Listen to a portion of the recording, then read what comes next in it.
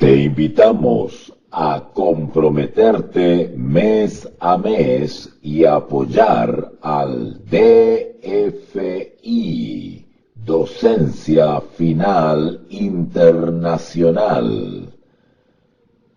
Tu donación es nuestro salario. Que Dios te bendiga. Bueno, vamos a iniciar entonces la clase de hoy. La serie de comentarios y análisis correspondientes a la primera carta del apóstol Pablo a los Corintios, capítulo 9, del verso 11 en adelante. Vamos a intentar comentar y analizar hasta el verso 19, ¿vale? Que es lo suficiente, o por lo menos lo que estoy acostumbrado a programarme para una hora, aunque siempre a veces nos pasamos un poquito, ¿ya?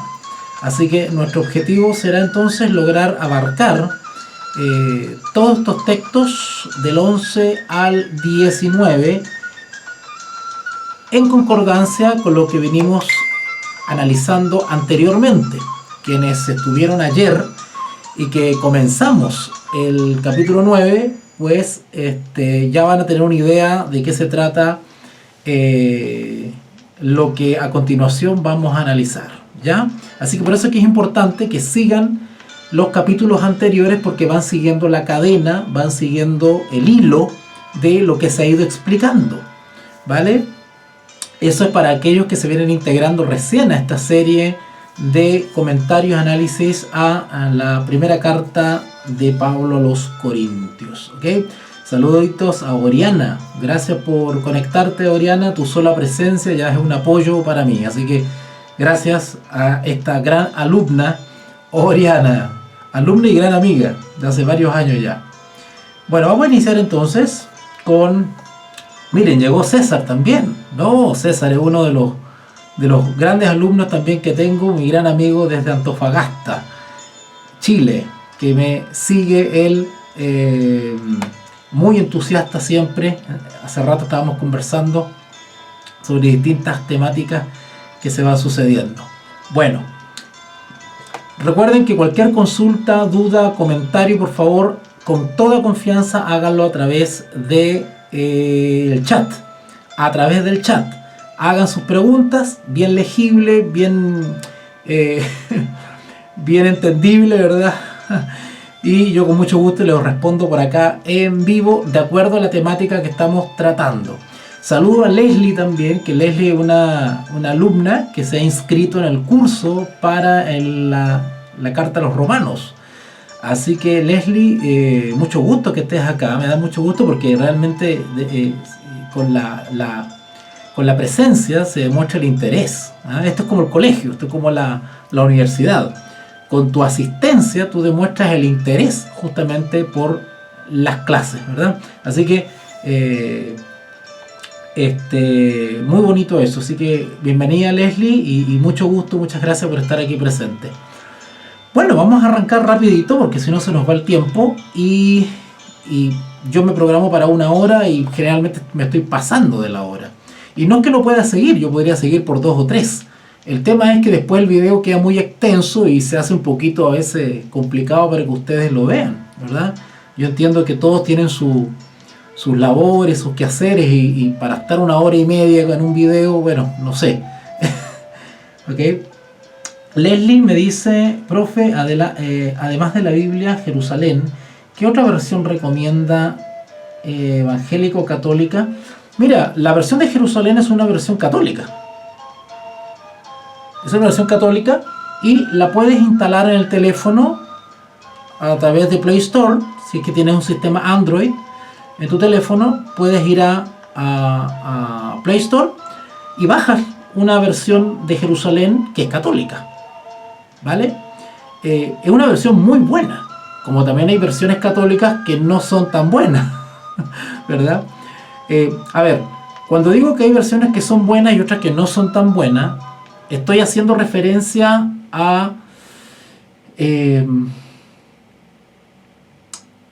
lo suave del vocabulario, ¿verdad? Hay versiones que son modernas, son contemporáneas, son versiones juveniles, son versiones no sé qué, y le van poniendo nombre Y lo que van haciendo en el fondo es reemplazando conceptos que se van alejando de lo que el autor original realmente quiso decir.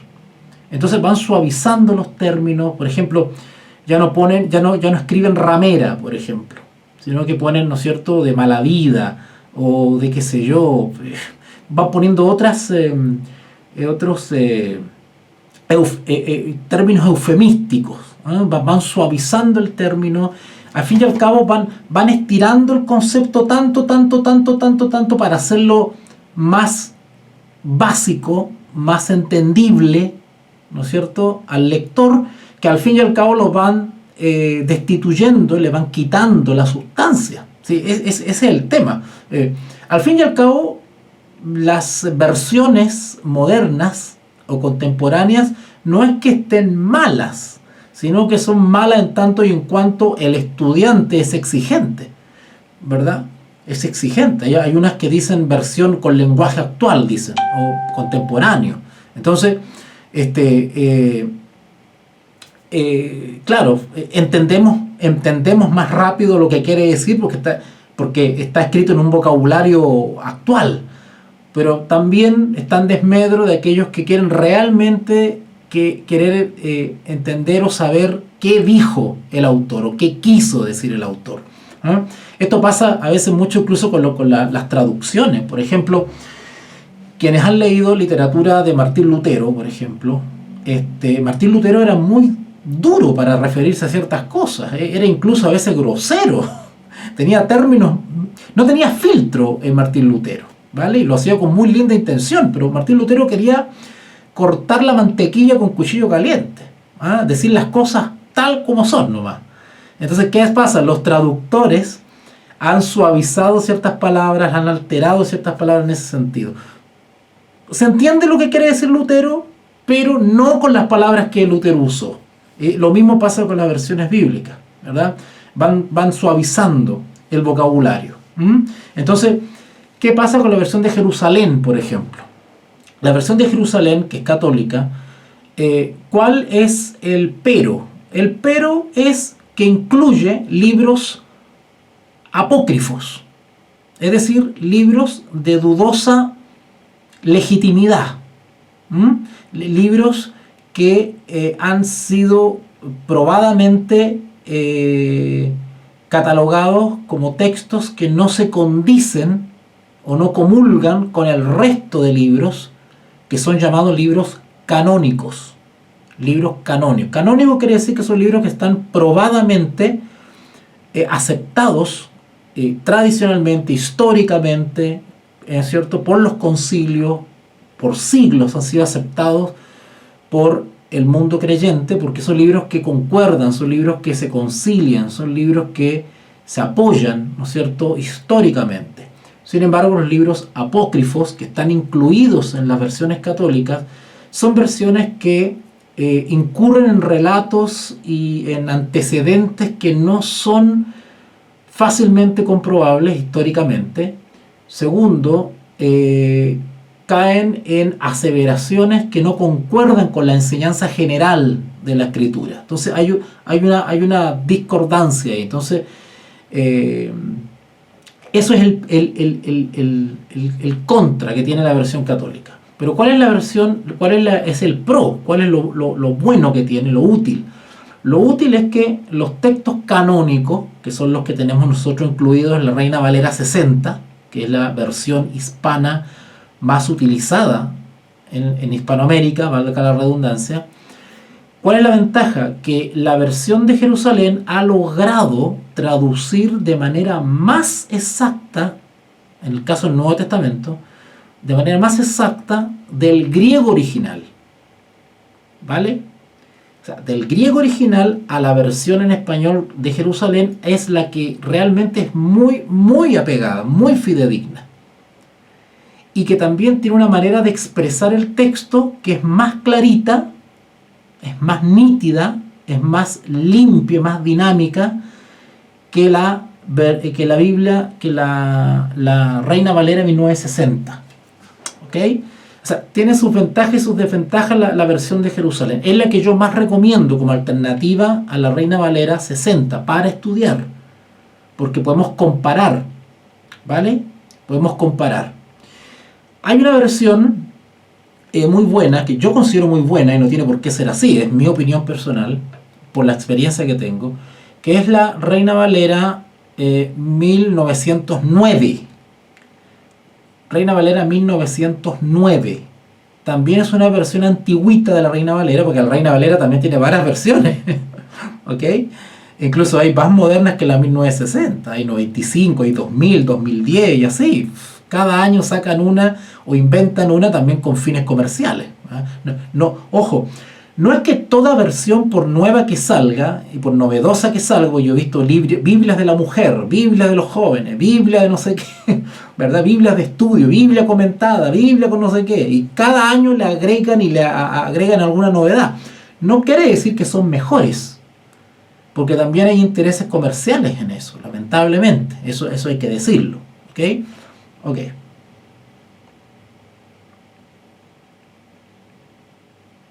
Sí, sí, sí. Mira, yo recomiendo cuando alguien estudia de la manera que lo estamos haciendo nosotros, ¿verdad? Que es la manera que históricamente se ha hecho. Este tipo de repaso que estoy haciéndoles yo acá por la cámara, que es una lectura comentada. Lo que estoy haciendo acá es lo mismo como si ustedes leyesen un comentario bíblico. Es lo mismo. Si ustedes van a un comentario bíblico, ustedes van a ver el texto desglosado y un pequeño comentario tras cada texto. Bueno, lo que estamos haciendo aquí es lo mismo, solo que es oralmente y por cámara. Eso es todo. ¿Ok? Ahora, la ventaja de este tipo de ejercicio que estamos haciendo nosotros, de la clase magistral que se llama, en términos académicos, esto que estoy haciendo yo se llama clase magistral. Quiere decir que es una lectura, el maestro, el profesor, el catedrático, el docente, hace una lectura del texto y lo va comentando sistemáticamente, paulatinamente, y va avanzando. Entonces los alumnos van siguiendo el reglón y van automáticamente alimentándose a medida que va avanzando el texto. Esa es una de las maneras más eficientes que ha existido en toda la historia para enseñar. Y por lo demás que es un método antiguo, porque hoy en día hay otros métodos, ¿verdad? Hay otros métodos más modernos, con dibujitos y con no sé qué, y con didácticas. Y bueno, la tecnología ha ayudado a transmitir los conocimientos de otra manera, pero este servidor se apega a lo antiguo. Incluso por ahí tengo un profesor amigo que me dice, tú eres muy escolástico, me dice. La escolástica es propia de la Edad Media, como enseñaban los maestros de la Edad Media. Pero bueno, ha resultado ser una metodología eficiente, reflexiva, que estimula la racionalidad natural dada por el creador y que permite arraigar con mayor fuerza el conocimiento en la mente. ¿Ok? Así que eso, no sé si... Bueno, yo recomiendo 2 versiones, aparte de la Reina Valera 60, un par más, ya sea protestante o católica. Si es católica, yo recomiendo la Jerusalén. De todas las que yo he encontrado, o que me ha tocado ver, la Jerusalén es maravillosa, increíble. Yo he aprendido mucho comparando con la versión de Jerusalén. ¿Ok? Y si es protestante, pues aparte de la Reina Valera 1960, recomiendo la 1909. Hay algunos que me dicen, no, hay que irse más atrás a la Biblia del oso. Bueno, también irse más atrás tiene sus contras, porque las Biblias que son de más atrás, pues no fueron tan bien traducidas. ¿Vale? O sea, el traductor no era tan experto. De hecho, prueba de eso son las versiones, por ejemplo, cuando William Tyndale, ¿verdad?, tradujo la Biblia de los idiomas originales al inglés, gran reformador en Inglaterra, por ejemplo, o qué sé yo, Wycliffe, ¿verdad? Wycliffe o el mismo Martín Lutero. O sea, cuando ellos sacaron su versión de la escritura, estaba llena de imperfecciones y se fue puliendo a lo largo de los años. Entonces, Cuidado con eso, no porque sea más moderna es mejor o porque sea más antigua es mejor, ¿vale? Hay que siempre buscar la versión que con la práctica ha resultado ser la más eficiente, ¿ok? Ok, de hecho yo a veces uso una versión Reina Valera 95. Ahí está la Biblia, la Reina Valera, no recuerdo ahora el nombre. Bueno, hay varias. Ya le hablaré sobre eso en algún capítulo. Bueno, un saludo aquí dice acá, Iglesia, Jesucristo, mi buen pastor parece que es, no alcanzo a ver la foto, parece que es mi amigo pastor Richard, con su esposa Solange. Qué rico tenerlos por acá, mucho gusto. Bueno, vamos a continuar entonces, ya habiendo dicho eso como introducción. Por favor, siéntanse libres de preguntar todo lo que necesiten, ojalá que tenga que ver con el tema, pero si no, no importa, a través del chat, por favor, ¿ya? Si no, a través de Telegram o WhatsApp, yo voy a estar respondiendo todas las consultas con toda confianza, no tengan problema en interrumpir.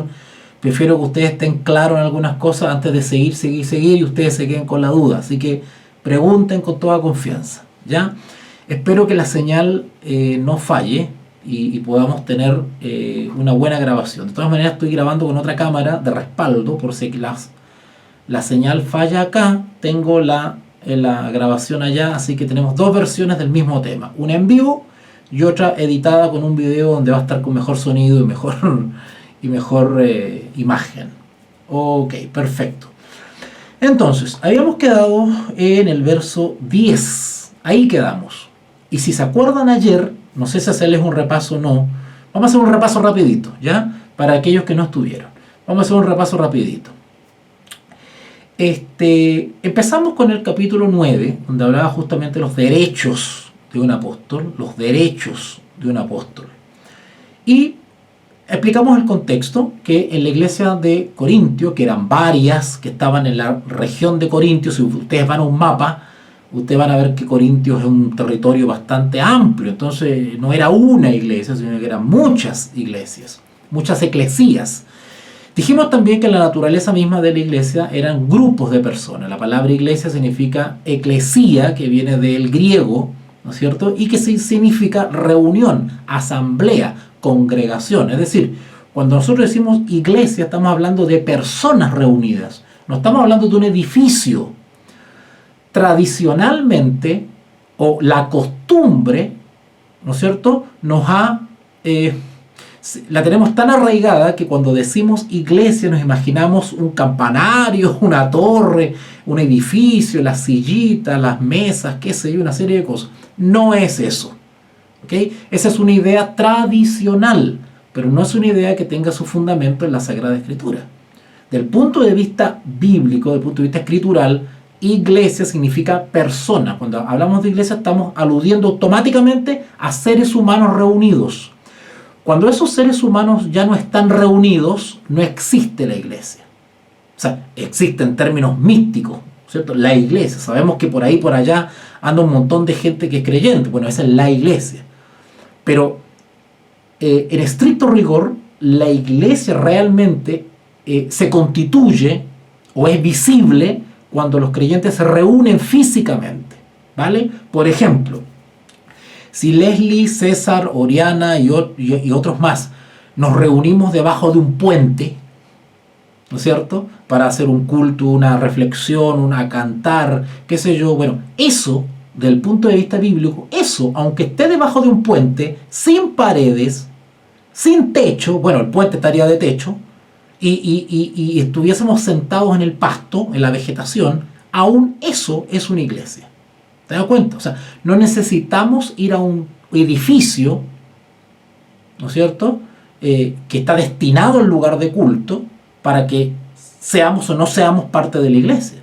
Yo me puedo reunir en mi hogar, por ejemplo, un día domingo o un día sábado, hacer una reunión de adoración y de estudio bíblico, de oración o lo que ustedes quieran, un culto, y eso es una iglesia.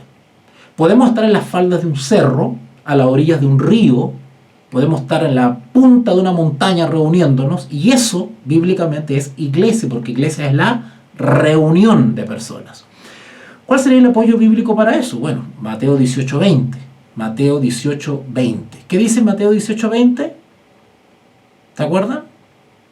Donde estén 2 o 3 congregados, donde estén 2 o 3 eclesía, ¿se dan cuenta? Donde estén 2 o 3 eclesía, allí estoy yo en medio de ellos. ¿Se dan cuenta?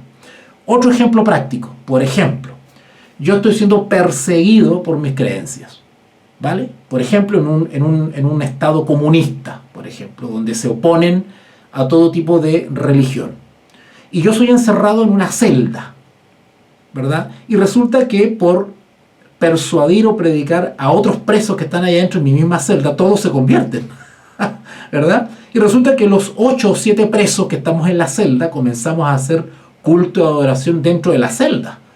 Pregunta, ¿esa es una iglesia? ¿O necesariamente los presos tienen que ir a una capilla, a un edificio, ¿no es cierto?, con toda la estética y la arquitectura propia de un centro cristiano? No. Aunque esté yo en una cueva, aunque esté en una caverna debajo del mar, aunque esté en una celda, la reunión de creyentes, no importa el lugar físico, es una iglesia. ¿Se dan cuenta? Ahora, ¿por qué es importante que sepamos este concepto bíblico de iglesia? Porque cuando no estamos claros con este concepto bíblico de iglesia, hay inescrupulosos que se aprovechan. Porque usted es libre de ir o no ir, o ir donde se le dé la gana. O sea, no es una obligación, bíblicamente hablando, ir específicamente a tal congregación, a tal edificio, a tal casa de oración. Eso es algo que la costumbre ha hecho obligatorio. Pero desde el punto de vista bíblico no es así, ¿vale? El apóstol Pablo se movía de congregación en congregación. Todos los misioneros y todos los creyentes bíblicos se movían de congregación en congregación. Y cuando llegaban a una congregación distinta a la que ellos habían criado, digamos, propia de su ciudad, eran recibidos como en casa. Porque por eso que está la costumbre de llamarse hermanos. ¿Se dan cuenta? ¿Se dan cuenta? Porque la iglesia es una sola, la iglesia es universal. O sea, la fe en Jesucristo es universal, independiente de las peculiaridades que cada denominación ha adoptado a lo largo de la historia. Pero desde el punto de vista general, desde el punto de vista de la fe judeo-cristiana, la iglesia es una, porque nosotros creemos solamente en una persona, en un Dios verdadero. ¿Se dan cuenta? Entonces, bueno, algún día vamos a hacer una transmisión especial para explicar qué y quiénes son la iglesia. Y le voy a contar unas historias maravillosas que me han pasado en todo el mundo sobre esos temas. Cómo las personas se han sentido liberadas cuando entienden lo que es iglesia. Cuando tú tienes la idea equivocada de iglesia y piensas que iglesia es la estructura física, la personalidad jurídica, ¿no es cierto?, el edificio, ¿no es cierto? Cuando tú piensas que eso es iglesia, ese es un concepto equivocado. Entonces hay personas que se sienten mal incluso o entran en depresión cuando no pueden asistir físicamente a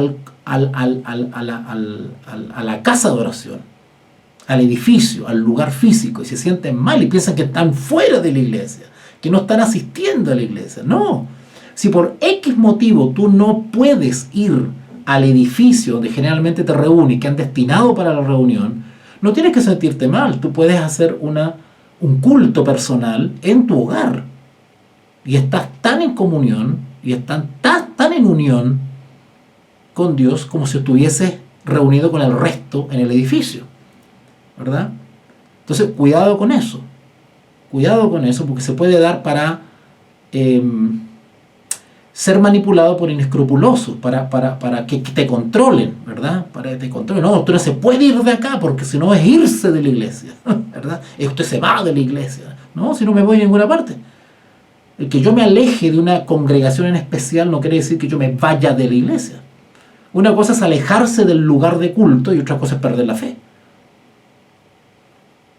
¿Se da cuenta? Cuando yo me voy de la iglesia, cuando yo me alejo de la iglesia, cuando pierdo la fe. Entonces, hay cosas que hay verdades que se han tapado o se han o enredado con tradiciones e ideas que no son tan exactas. Entonces hay que desmalezar un poquito eso. Cuando usted desmaleza todas esas ideas, usted se siente más libre de vivir su fe, ¿vale? Y le cierra la puerta a lo inescrupuloso. ¿Okay? Ahora, ya que empezaba a hablar de esto, termino el comentario diciéndoles que hay algunos que sacan, por ejemplo, el versículo bíblico que dice, no lo voy a buscar acá, ustedes lo saben de memoria, el que dice, no dejar de congregarnos. ¿Han escuchado ustedes ese versículo? No dejar de congregarnos, porque de repente usted, ¿no es cierto?, se pierde 2, 3, 4 reuniones en su edificio local, ¿no es cierto?, donde se reúnen, ¿verdad?, y ya la están acusando ya que usted se está yendo de la iglesia. Uy, no está yendo. Uy, ¿qué le habrá pasado? Se habrá alejado porque no ha venido. Entonces inmediatamente infieren que usted está mal porque no ha ido. No necesariamente. Realmente yo quiero tomarme un tiempo a solas, tener mi culto a solas, o simplemente he optado por reunirme, ¿no es cierto?, con otros amigos a fin de enseñarles, guiarlos, ¿verdad? Y qué sé yo. Bueno, tengo la libertad, si quiero me alejo por 2 meses, ¿cuál es el problema? No quiere decir que yo me fui allá al mundo. No es así.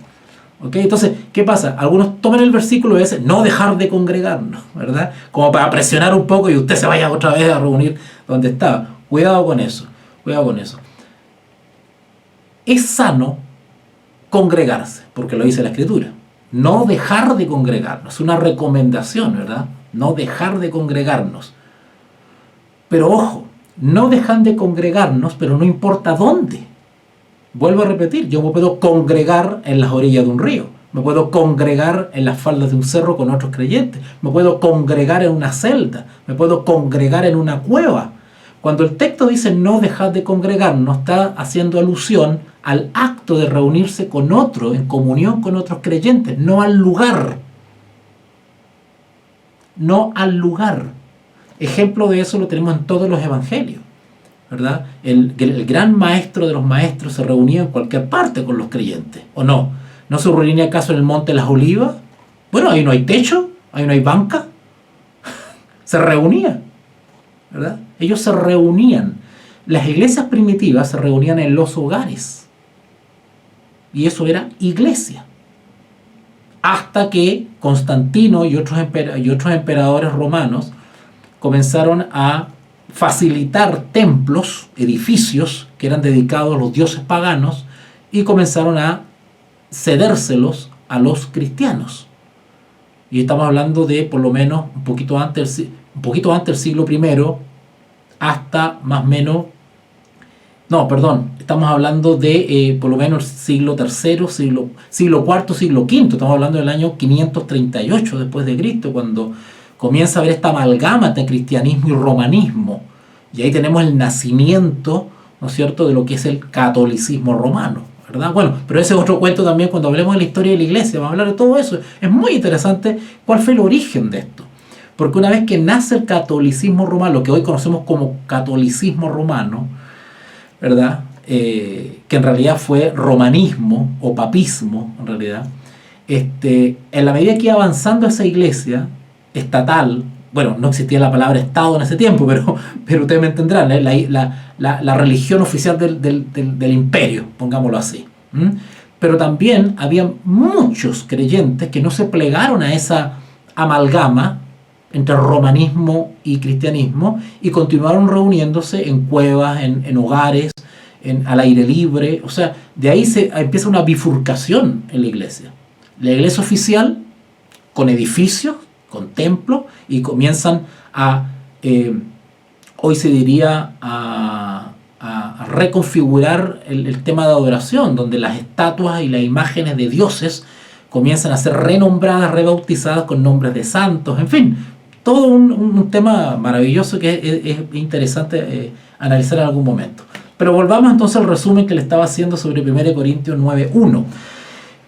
La labor o el ministerio de Pablo estaba siendo cuestionada, no por todas las iglesias de Corintio, pero habían algunos que sí estaban siendo cuestionados. Saludos a Mónica, que se viene integrando recién, un gusto de tenerte por acá.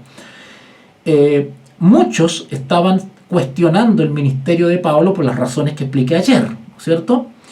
Y Pablo lo que hace es reivindicar su ministerio, su labor, argumentando.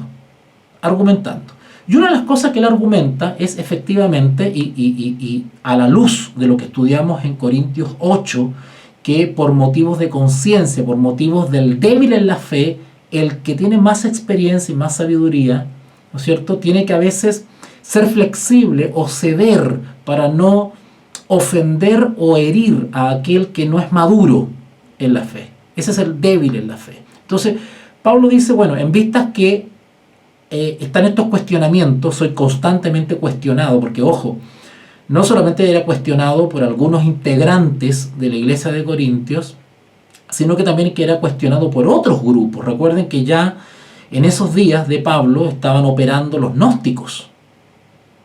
Estaban los gnósticos por ahí. ¿Ya? Entonces, Pablo dice, voy a tomar ciertos resguardos. Estoy parafraseando, ¿no? Esto no es que necesariamente lo dijo Pablo, pero es que es como lógico. Yo creo que cualquiera de nosotros con un buen criterio, con un buen sentido común lo haríamos, ¿verdad? Le explicaba ayer el caso de esta gente de Colombia que me pidió ir con corbata y con camisa. Y bueno, me la puse, ya está, para no provocar en ellos, ¿no es cierto?, un mayor prejuicio y ya habrá tiempo de explicar y de educar en ciertas cosas. Bueno, entonces Pablo dice, mire, no me voy a hacer problema si tengo que abstenerme de ciertos derechos, pues lo voy a hacer con tal de no suscitar controversia, alimentar prejuicio, hasta que, ¿no es cierto?, hasta que las congregaciones estén debidamente educadas, estén debidamente formadas y comprendan, ¿no es cierto?, el por qué yo actúo de esta manera o actúo de otra manera. Prueba de eso es de que los fariseos, por ejemplo, que eran muy estrictos, eran muy, sí, se dice legalista, pero bueno, digamos que no tenían la sapiencia que es derivada del mismo espíritu. Tenían una sapiencia, pero una sapiencia humana. Tenían una sabiduría, un conocimiento, una expertise intelectual, ¿no es cierto?, o académica, podríamos decir. Tenían una preparación, pero era netamente humana. Ellos no contaban con esa gnosis, o esa epignosis que se llama. A ver, le explico de nuevo. Yo voy a usar palabras un poquito difíciles a veces, pero se las voy a explicar todas, porque usted, si bien tengo que adaptar a veces mi vocabulario al alumno, pero también me interesa que el alumno entienda, ¿verdad? Porque de repente se van a encontrar con algún fanfarrón que va a venir con palabras difíciles para impresionarlos a ustedes y ustedes no se dejen sorprender. A veces son palabras difíciles y quieren decir cosas muy sencillas. Así que les voy a decir palabras difíciles, pero al mismo tiempo se las voy a explicar para que sepan de qué se trata y cuando aparezca un fanfarrón ustedes lo traduzcan inmediatamente, ¿ya? Entonces, la escritura nos habla de gnosis y epignosis. Gnosis y epignosis. ¿Qué quiere decir eso? La gnosis dice relación con conocimiento. Conocimiento se relaciona con el contenido de lo que yo le estoy enseñando, ¿vale? Todo lo que ustedes están recibiendo en estos momentos es información y es conocimiento. Y eso está bien.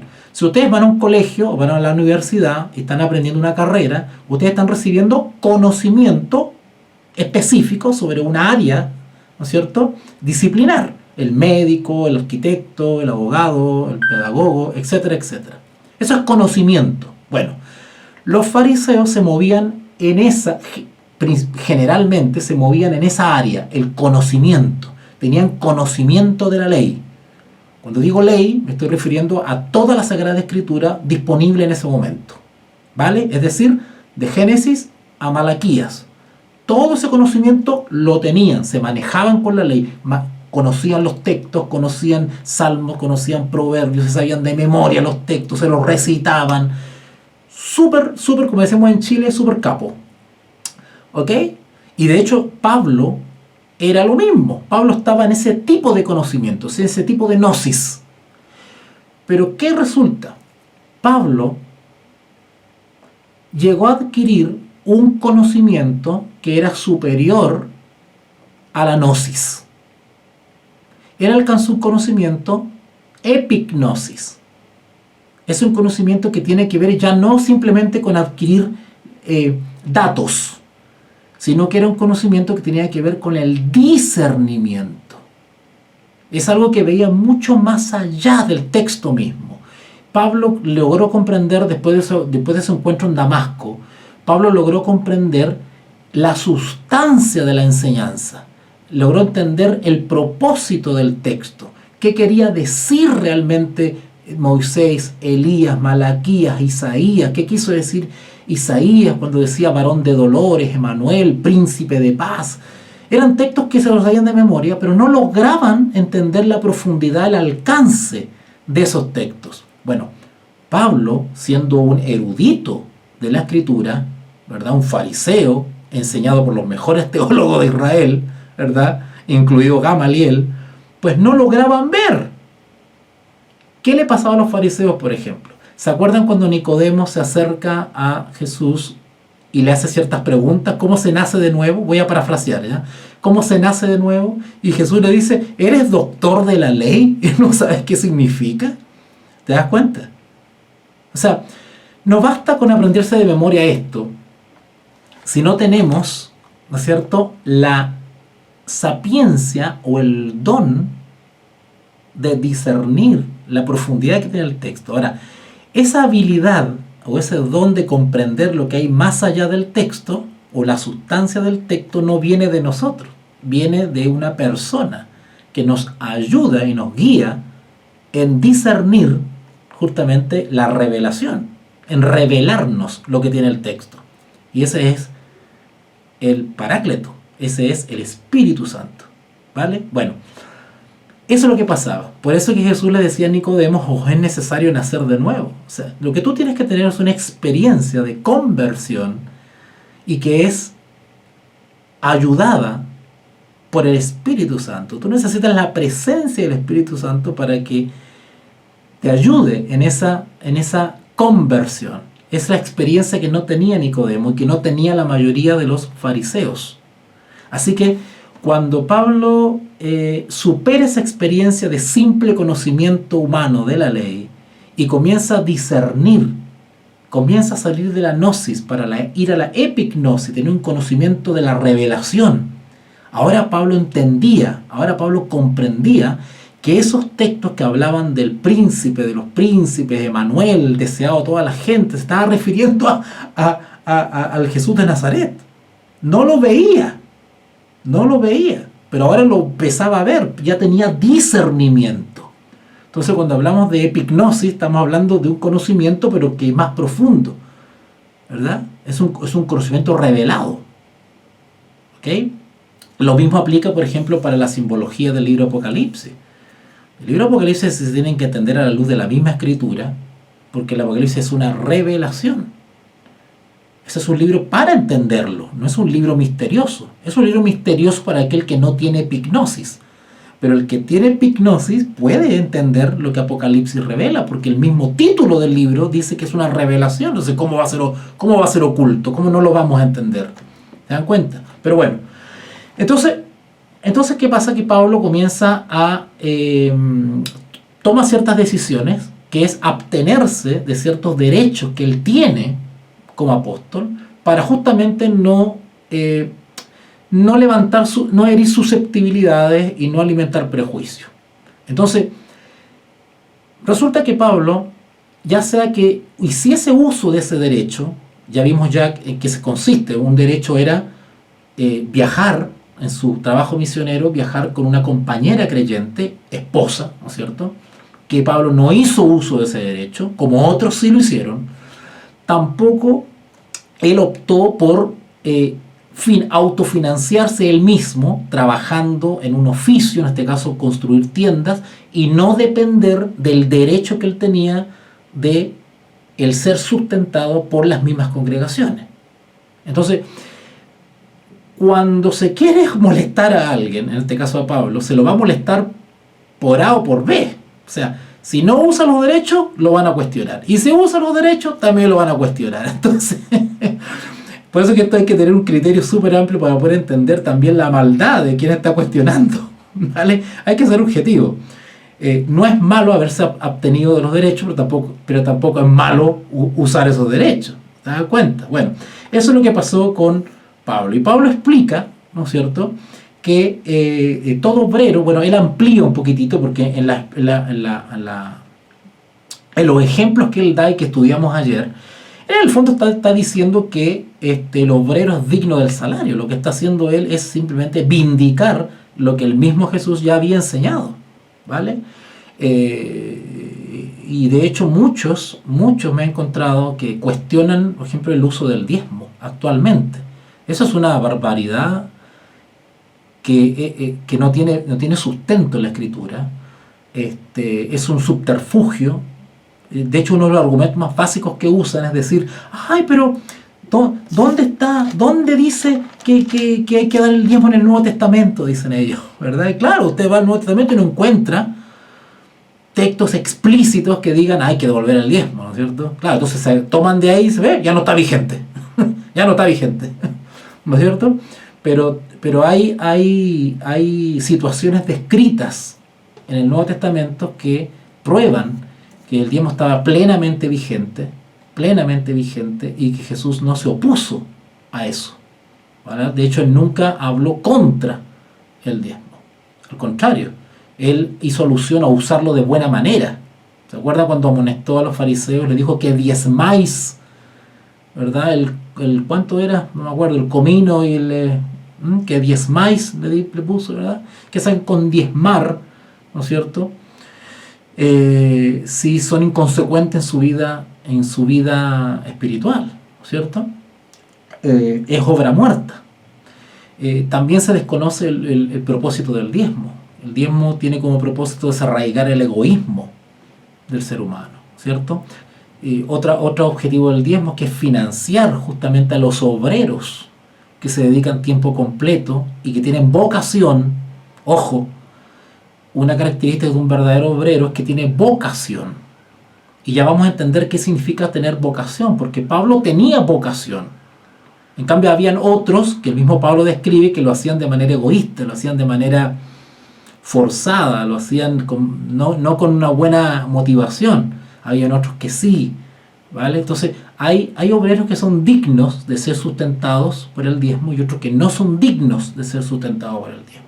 Y la iglesia tiene la obligación o tiene que tener discernimiento para poder evaluar el trabajo y los frutos de ese obrero, ¿vale? Y les voy a probar esto que estoy diciendo, porque más adelante, y lo vamos a estudiar ahora, Pablo justamente demuestra que es tener vocación. Cuando se tiene vocación, se hace lo que hizo Pablo, que es prescindir del diezmo. Porque en realidad, le den o no le den el diezmo, él va a trabajar igual, porque lo hace por vocación. ¿Te das cuenta? Ahí se nota cuando hay vocación, que con ayuda, sin ayuda, el trabajo lo hace igual, así sea pasando hambre, frío, necesidades, da lo mismo. ¿Por qué? Porque las necesidades que pasa el obrero por falta de ayuda, el obrero ¿cómo traduce eso?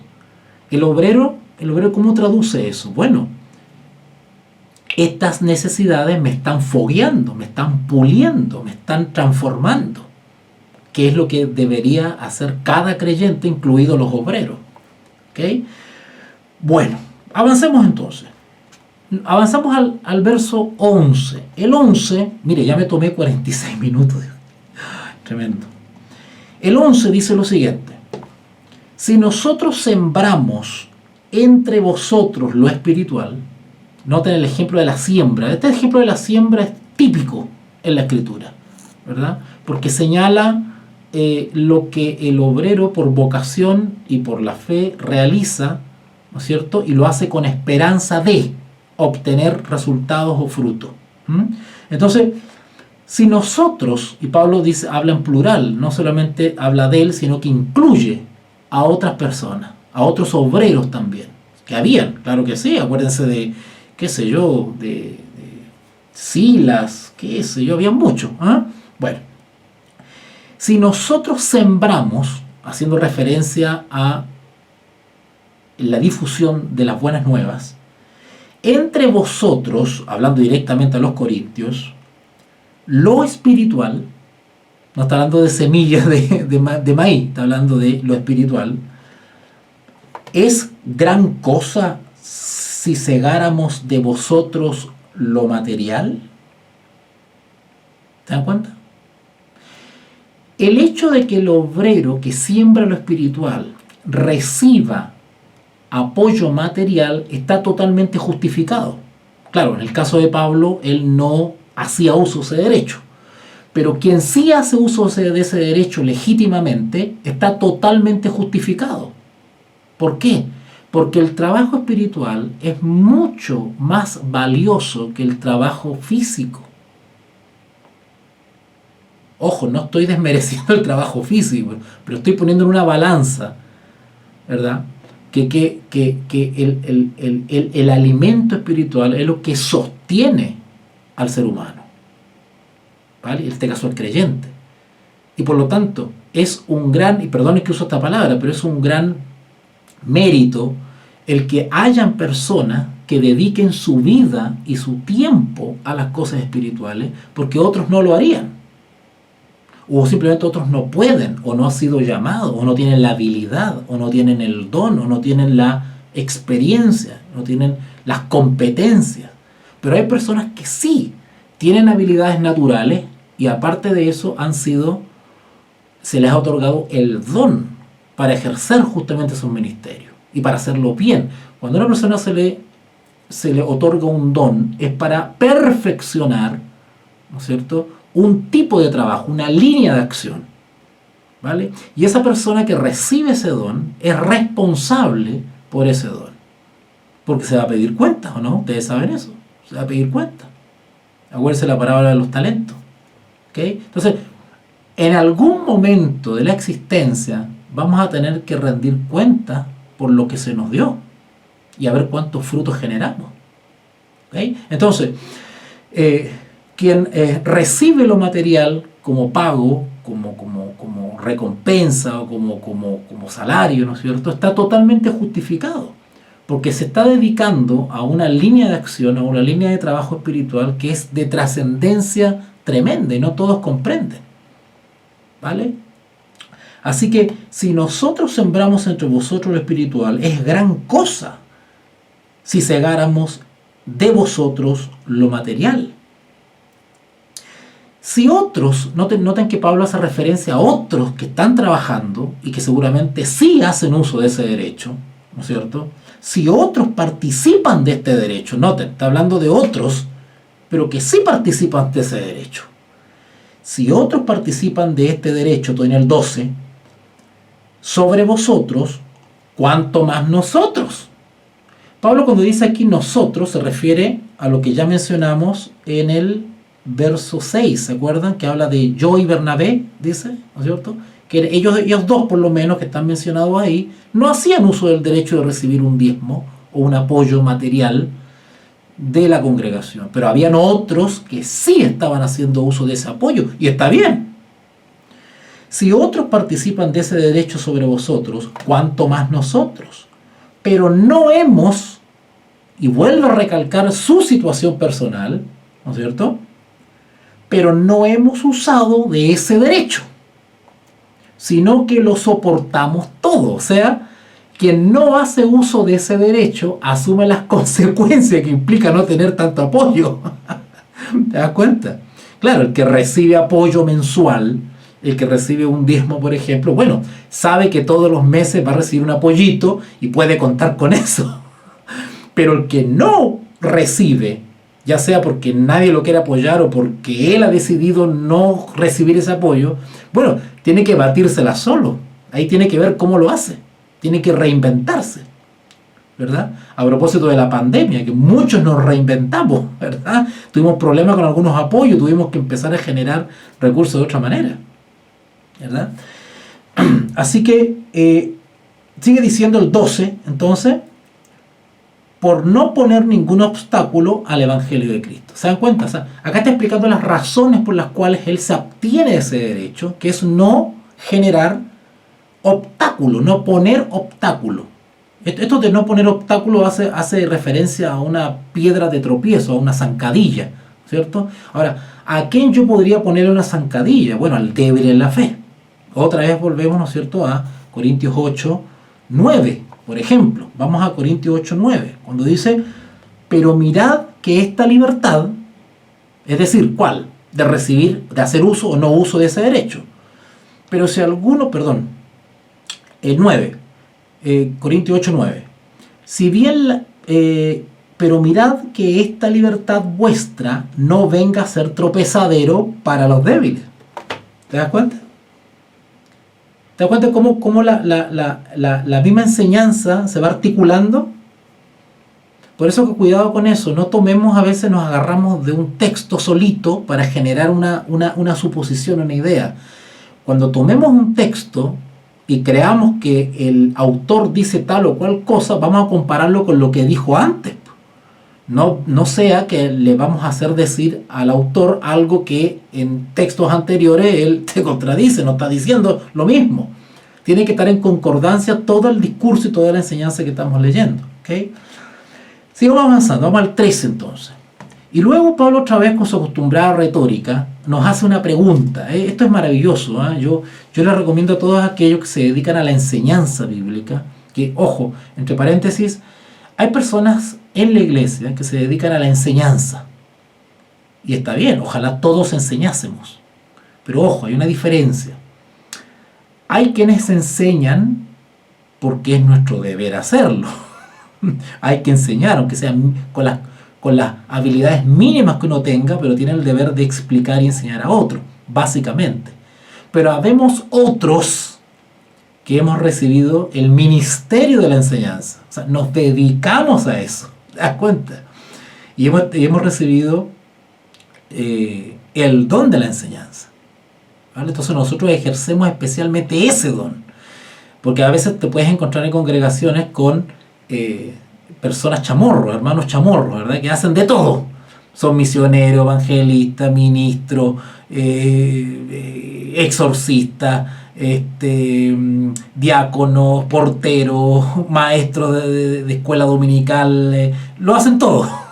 Son maestros chamorros, ¿ah? Son maestros chamorros, ¿ah? No, cuidado con eso. Hay cosas que evidentemente uno a veces tiene que salir del paso y bueno, ya está. Si alguien tiene que ir a pasar la ofrenda, vamos para allá, no importa, no voy a hacer más ni menos eso. Pero no es el llamado, ¿te das cuenta? No es el llamado que uno tiene, ¿vale? En el 13 dice lo siguiente: ¿no sabéis que los que trabajan, y yo quiero poner énfasis en esta palabra trabajan, ¿no sabéis que los que trabajan en las cosas sagradas, y aquí está haciendo referencia a los sacerdotes, a quienes trabajaban o laboraban en el templo, ¿okay? En el templo de Jerusalén en este caso, ¿cierto? ¿No sabéis que los que trabajan, y noten que Pablo le llama trabajo, eso es un trabajo? Los sacerdotes del templo y los levitas no hacían carpintería, no eran herreros, no eran carpinteros, ¿cierto? Pero sin embargo se dedicaban a las cosas sagradas y Pablo lo considera trabajo. Interesante. Y como todo trabajo, ya lo expliqué ayer, debe ser remunerado. ¿Okay? ¿No sabéis que los que trabajan en las cosas sagradas comen del templo? Es decir, de lo que pueda producir el templo o las actividades del templo. Y los que sirven al altar, cuando dice altar, automáticamente hace referencia a los sacrificios, ¿no es cierto? Quiero explicar algo ahí. En los servicios del santuario, los sacerdotes eran los llamados a ejecutar el acto mismo de adoración. En este caso, ofrecer la ofrenda, el sacrificio, el animalito sacrificado, ¿no es cierto? Y hacer las ceremonias y dirigir las palabras ceremoniales, litúrgicas, ¿no es cierto? Qué sé yo. Pero había personal externo, por decirlo así, usando un término moderno, que eran los levitas. Y los levitas eran los encargados de proporcionar los insumos, las hierbitas, los alimentos, de hacer aseo a los ornamentos, qué sé yo, hacer limpieza al templo, preocuparse de las cortinas, una serie de situaciones. No quiero decir secundaria, pero son anexas al servicio de adoración. ¿Okay? Así que dicen ellos que los que sirven al altar, del altar participan, ¿Te das cuenta? Del altar participan.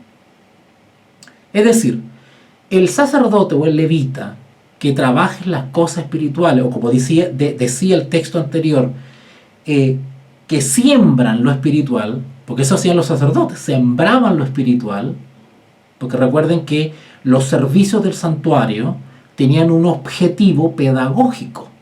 Cuando el pueblo de Israel se agolpaba y seguía todas las ceremonias y toda la liturgia del templo, se estaba educando. Era una manera didáctica de educar al pueblo, porque todo eso tenía un símbolo. El fuego, el incienso, los velos, los compartimentos, las lámparas, el sacrificio mismo, el animal que tenía que sacrificarse de tal manera, de cierta manera, luego de tal manera. Todo eso simbolizaba justamente al verdadero sacrificio que tenía que venir. Así que los servicios del santuario eran una especie de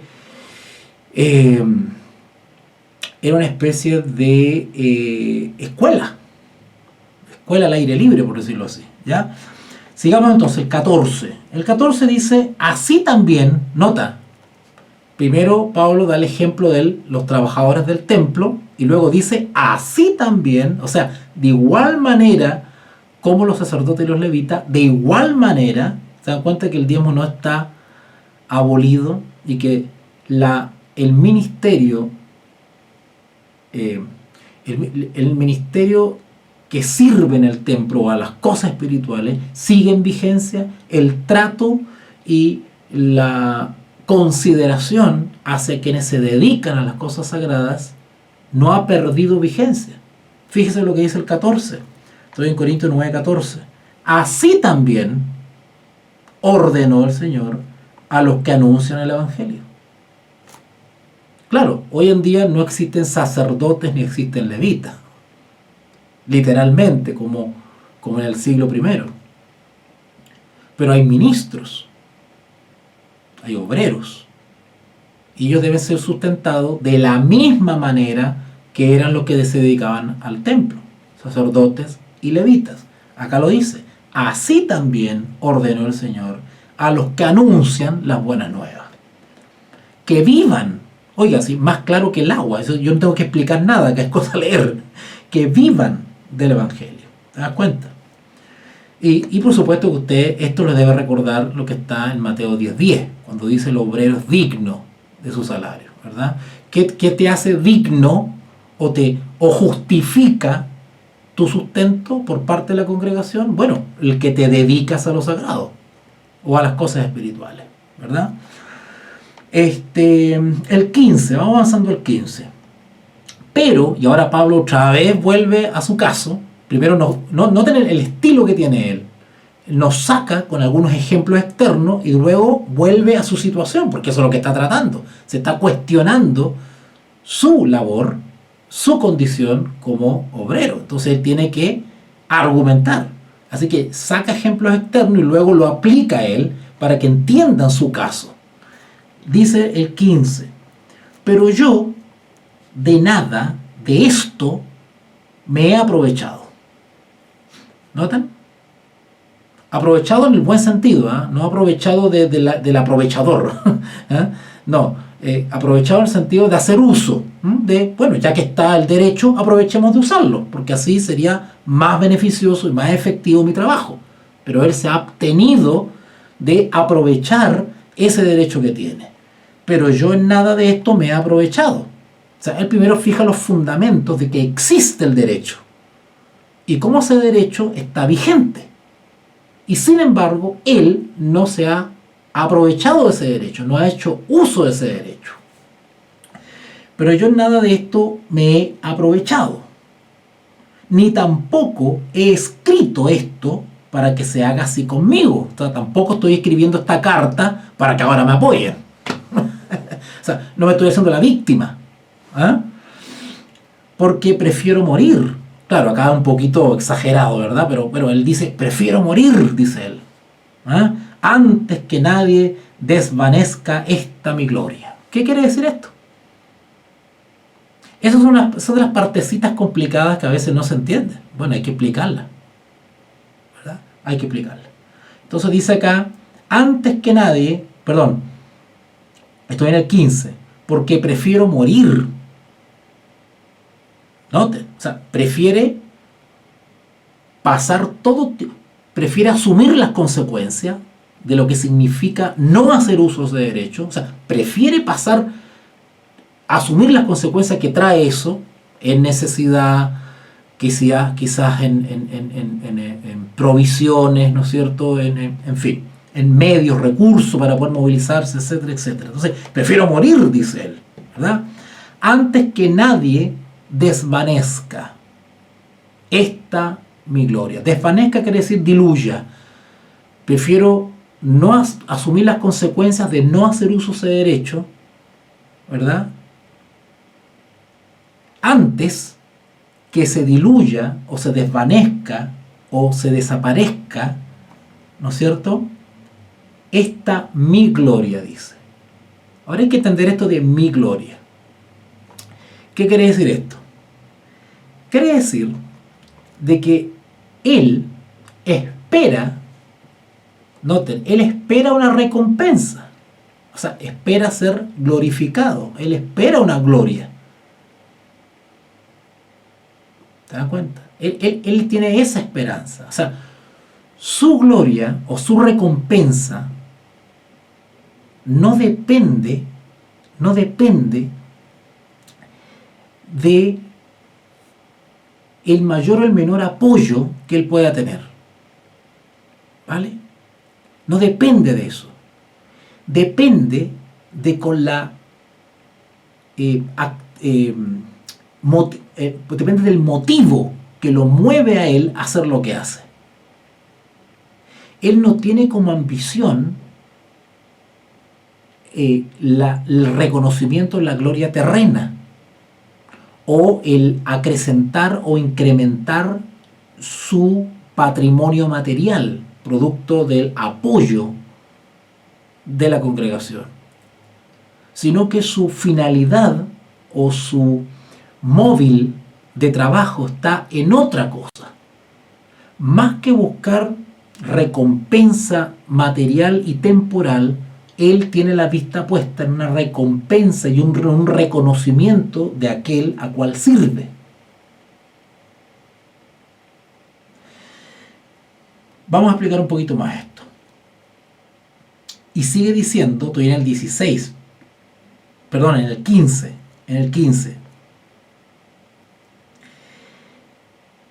Este versículo, perdón, estoy en el...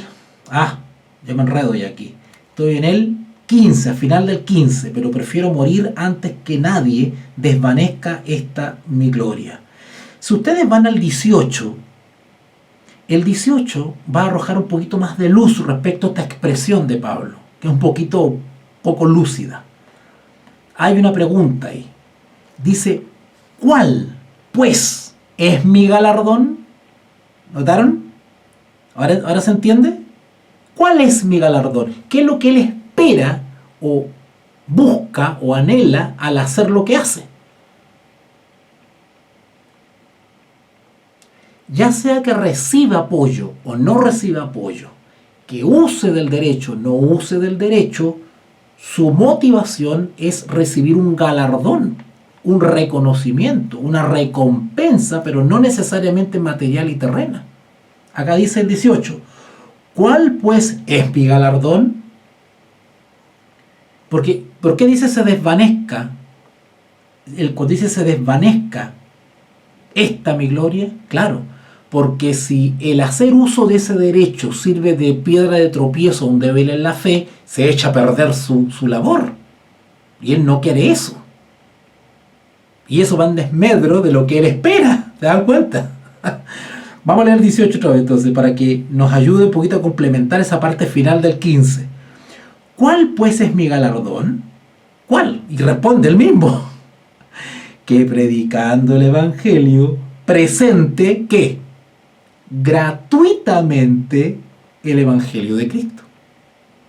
Para no abusar de mi derecho en el Evangelio. ¿Te están entendiendo ahora? Como que tiene un sabor distinto el recibir el galardón sabiendo que no hiciste uso de ese derecho, ¿verdad? Tiene un sabor distinto, ¿verdad? Así que como diciendo, y tal vez no voy a ser muy exacto, pero quiero parafrasearlo un poco, es decir, bien, no arruinen mi vocación por estar dándome un apoyo material. Déjenme así como está, yo soy feliz sin el apoyo, por ahora no, gracias. ¿Ya? Ok, yo estoy preocupado de otras cosas ahora. ¿Ok? Vamos con el 16 entonces. Pues si anuncio el Evangelio, no tengo por qué gloriarme, jactarme. O sea, no tengo que creerme algo especial porque lo hago. O sea, lo hago porque es mi deber. Con apoyo, sin apoyo, bajo amenaza o así tenga todos los privilegios, tengo que hacerlo porque es mi deber. O sea, hay un móvil moral, ético acá. ¿Ok? Pues es lo que se llama la convicción. Cuando hay convicción, no te mueve ni el terremoto grado 12. Por lo cual, el 16. Pues si anuncio el Evangelio, no tengo por qué gloriarme o jactarme. Porque si me es impuesta necesidad, y ay de mí si no lo anunciare. Interesante. ¿Qué quiere decir cuando dice porque me es impuesta necesidad? Porque me es impuesta necesidad. ¿Qué querrá decir esto? Pues si anuncio el Evangelio no tengo por qué gloriarme, porque me es impuesta necesidad. Quiero explicarle un poquito esto. ¿Cómo que a Pablo se le es impuesta necesidad? ¿Cómo es eso? A ver, vamos a hacer un ejercicio. Vamos a leer la versión de Jerusalén. A ver qué dice en ese texto, a ver si nos ayuda un poquito a clarificar. Hagamos el ejercicio. Jerusalén entonces. 1 Corintios 9, 16. Dice, Jerusalén, predicar el Evangelio no es para mí ningún motivo de gloria. ¿Notaron que está más clarito en la Jerusalén? Predicar el Evangelio no es para mí ningún motivo de gloria. Es más bien un deber que me incumbe. Y ay de mí si no predicar el Evangelio. Bueno, la Reina Valera dice acá, porque me es impuesta necesidad.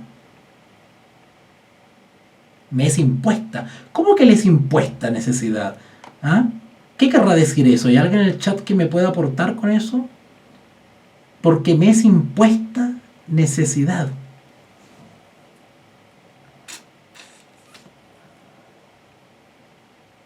Estos son los textos difíciles que se tienen que explicar. ¿Se dan cuenta?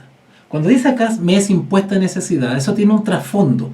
Pablo a veces se toma de situaciones cotidianas y de las relaciones humanas para poder explicar la relación entre la iglesia o con Dios. Un ejemplo.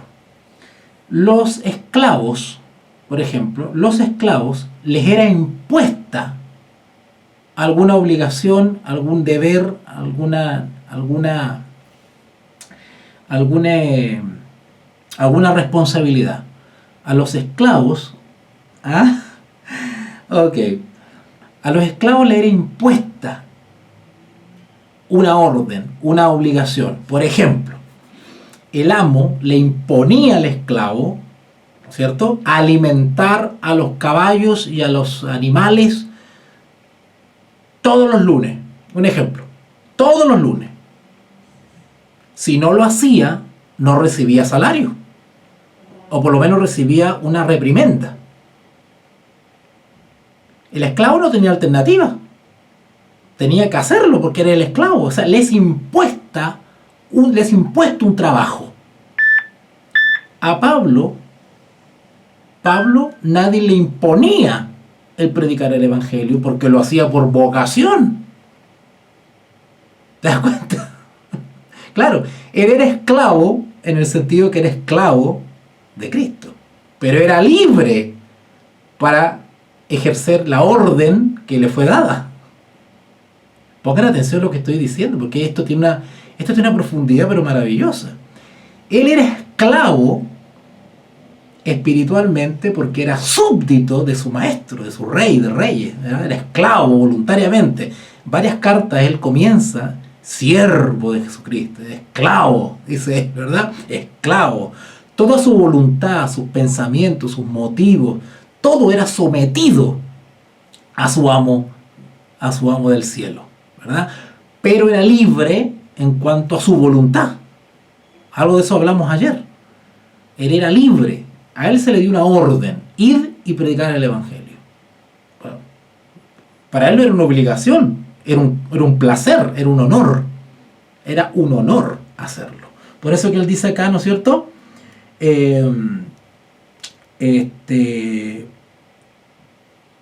Porque me es impuesta necesidad, y ay de mí si no anunciara el evangelio. ¿Te das cuenta? Eso no lo hace por la obligación. ¿Ok? Bueno, el 17 dice lo siguiente, dice, por lo cual, por lo cual es una especie así que, por lo tanto, ya que he argumentado tanto, vamos sacando ciertas conclusiones, vamos cerrando la idea.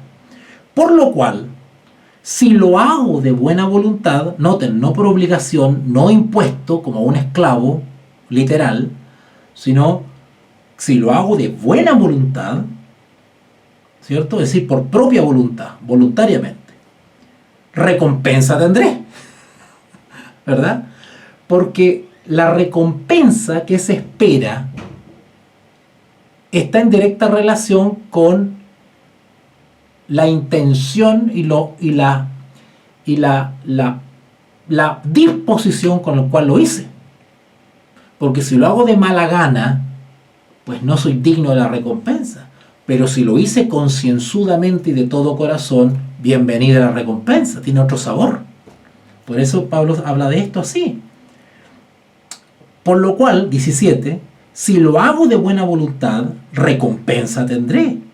Pero si de mala voluntad, la comisión me ha sido encomendada. Otra vez, haciendo referencia al esclavo. Si lo hago de mala voluntad, me estoy poniendo en la situación de un esclavo que realmente no lo quiere hacer, pero debe hacerlo porque el amo se lo pidió.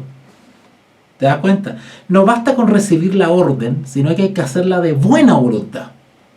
Y esto también tiene conexión con las enseñanzas que da más adelante respecto a los amos. Vamos a ver eso también. Que cuando él dice que seamos pacientes con los malos jefes, con los malos amos, ¿eh?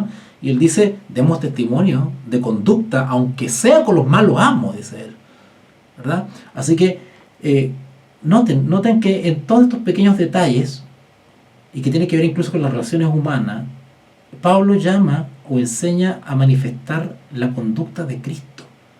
¿Cómo hubiese actuado Jesús en lugar de él? Desinteresadamente. ¡Qué maravilloso! Termino con el 17 entonces, pero si de mala voluntad la comisión me ha sido encomendada. ¿Okay? Sigamos con el 18 entonces, ya lo habíamos leído, vamos más rapidito entonces. ¿Cuál pues es mi galardón? Que predicando el Evangelio, presente gratuitamente el Evangelio de Cristo para no abusar de mi derecho en el Evangelio. Lo que está explicando Pablo no es de que hay que abstenerse del derecho a ser sostenido, simplemente está explicando por qué él decidió abstenerse de ese derecho. Eso es todo.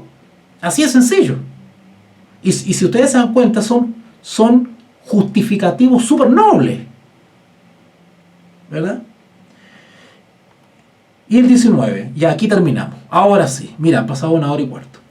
19. Por lo cual, otra vez la famosa expresión de Pablo, por lo cual, conclusión, siendo libre de todos, es decir, no dependiendo de las congregaciones para que me apoyen, siendo libre de todos, me he hecho siervo o esclavo de todos, voluntariamente. ¿Notaron? Yo no me hago esclavo de todos, es decir, yo no soy servidor de la iglesia porque ésta me paga. Soy servidor de la iglesia porque es mi deber. ¿Te das cuenta el principio que lo mueve? Por lo cual, siendo libre de todos, me he hecho siervo de todos para ganar a mayor número, incluso a los débiles en la fe. Porque uno de los grandes motivos por los cuales Pablo no hace uso de su derecho es por motivo de los débiles en la fe. Así que si tengo que pasar necesidad con tal de no herir a un débil en la fe, pues ya está, asumo las consecuencias. Así que soy libre de todo, no me vengan a decir que ustedes me sustentan, aunque eso implique pasar necesidad. Porque a mí lo que me mueve es la vocación. Así que si bien soy libre de ustedes en ese sentido, al mismo tiempo soy siervo de ustedes. Los sirvo igual, porque es mi deber. ¿Se dan cuenta qué bonito? ¿Ok? Bueno, vamos a dejarlo hasta acá. Yo creo que avanzamos bastante hoy día. Yo no sé si alguno de ustedes tiene algún comentario por ahí. Quizás alguno tiene alguna pregunta, algún comentario. No sé, cualquiera es bienvenido. Si no lo hacen a través del chat, lo pueden hacer, pueden enviar sus comentarios por privado, a través de WhatsApp o Telegram, y yo con mucho gusto les voy a responder. Así que bueno, hemos avanzado con la segunda parte del capítulo 9 de 1 Corintios. Y mañana, bueno, voy a estar avisando por WhatsApp. No sé si mañana podré, pero ya nos queda la tercera parte, la última parte de este capítulo 9, que sería ya del 20 al 27. Oiga, y se viene interesante, ¿eh? Porque se viene muy interesante la tercera parte. Así que no se lo pierdan, estén atentos, ¿ya? No se lo pierdan, viene bien interesante, porque otra vez Pablo habla de los débiles en la fe. Fíjense el verso 22.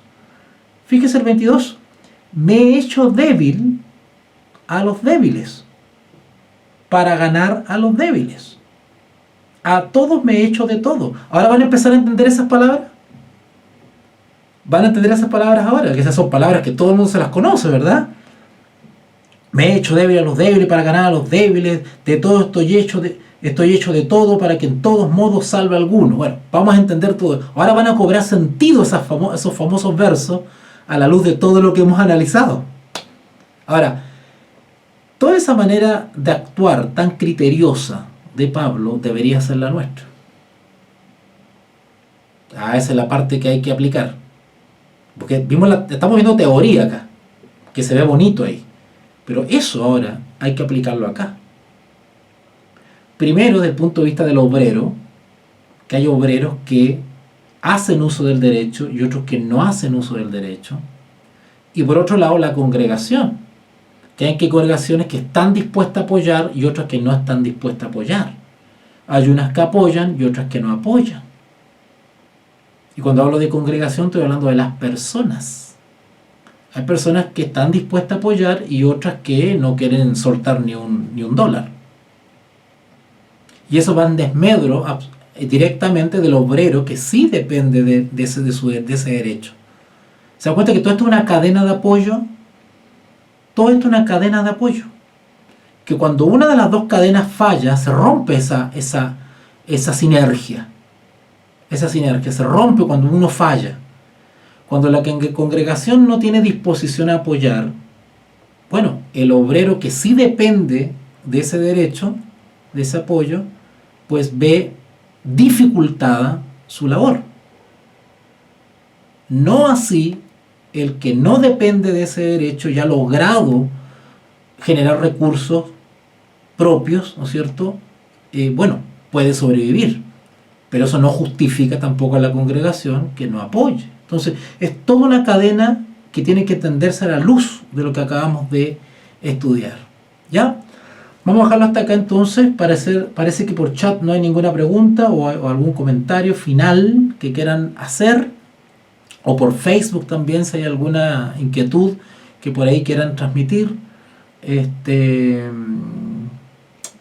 Parece que eso sería todo. Y estaríamos mañana, yo creo. Bueno, voy a confirmar si mañana sigo con la tercera parte final de este capítulo 9. Y se viene fuerte, porque después viene el 10 y el 10 habla de amonestación contra la idolatría. Uy, eso sí que se viene bueno. ¿Ya? Bueno, vamos a dejarlo hasta acá entonces. Al parecer no hay ninguna otra consulta, ¿no es cierto? Si alguien tiene alguna pregunta, alguna consulta, hágamela llegar por WhatsApp o por Telegram, yo con mucho gusto.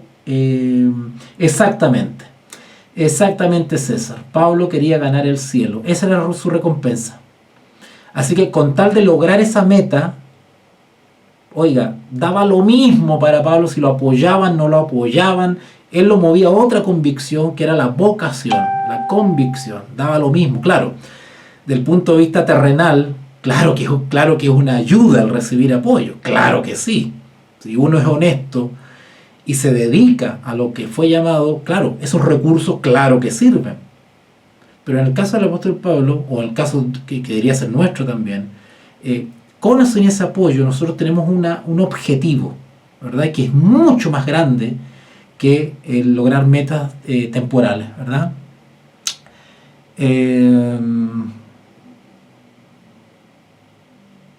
Bueno, saludos a Jordan por ahí, por Facebook, que veo a Jordan. Muchos saludos, gracias por conectarte. Bueno, entonces va a quedar grabado, va a quedar disponible esta transmisión en vivo en YouTube, pero también va a estar la misma transmisión, digamos, pero vía cámara, con un respaldo, ¿no es cierto?, editado con mejor sonido y mejor imagen, ¿ya? Entonces hacemos una oración para terminar esta clase, ¿ok? Te invitamos a comprometerte mes a mes y apoyar al DFI, Docencia Final Internacional. Tu donación es nuestro salario. Que Dios te bendiga.